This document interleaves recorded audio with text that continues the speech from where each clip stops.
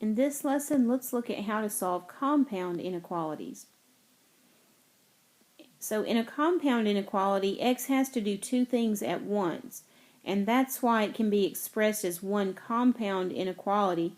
It's really two inequalities that have been smushed into one. So for example, here I have negative 5x has to be less than 2x plus 1, and at the same time, 2x plus 1 has to be less than or equal to 3. So that can be written as negative 5 is less than 2x plus 1, which is less than or equal to 3. So when you solve these, instead of moving x from one side to another, what we will do is isolate x in the middle. Now don't worry, I'm not about to give you a bunch of these and ask you to put them in this form. What we're going to have is we're going to get problems that look like this, and we're going to have to solve them. So the way to do it, again, is to isolate x in the middle. And don't think about like moving the x to one side or the other, but keep it in the center and just isolate it. So let's solve negative 5 less than 2x plus 1 less than or equal to 3. And the first thing we want to do, if we're isolating the x, we want to get rid of the plus 1. So let's subtract 1 from every piece. And that will give us negative 6 is less than 2x, which is less than or equal to 2. And now we want to get rid of the 2. So divide the middle by 2, and then divide both ends by 2. And you'll have negative 3 is less than x, which is less than or equal to 1.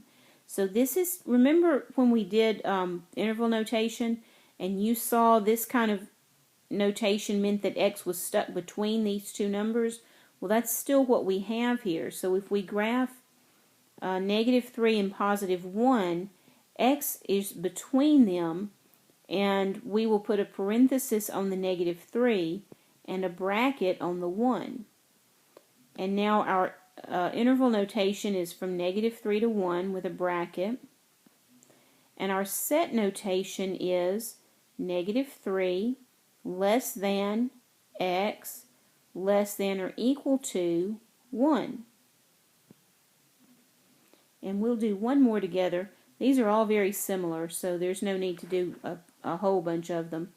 So for this one, the first thing we want to do is get rid of the plus 3. And that will give us negative 2 is less than or equal to 2x, which is less than 8. And then the next thing we want to do is divide everything by 2. And that will give us negative 1 is less than or equal to x, which is less than 4. So x is stuck between negative 1 and 4. So shade in between. We'll have a bracket on the negative 1 and a round parenthesis on the 4.